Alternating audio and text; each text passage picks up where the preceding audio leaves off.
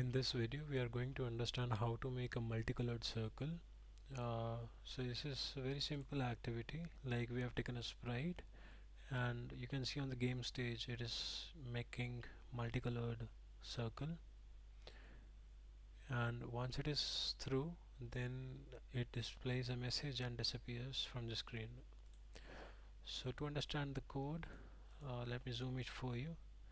So the instruction is like, when you click on the green flag, so the beetle has to go to a specific location. Here I'm setting the coordinates to 0 0, like go to the center of the game stage and then be visible on the game stage. And we need to erase everything whatever is there if anything is drawn on the game stage. And then we put a pen down so that we can draw something, and then we are just basically saying that move one step and turn 1 degree and do it for 360 times, because it's the circle is like 360-degree, right? So move one step and turn 1 degree every time continuously 360 times, so the circle will be complete.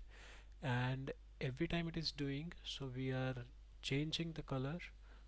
We are saying that change the color value by 10, and no need to manually set the colors, like first blue, then pink, then red, or something like that. There is a color chart available here, which is shown in one of the previous videos. If you haven't watched that, so you can take a look there as well. I have explained how the different colors are present on the color chart.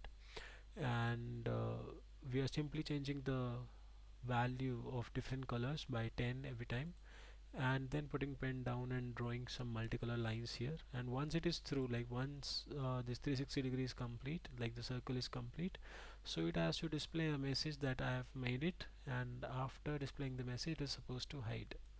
So this is a small activity, and this is how it works.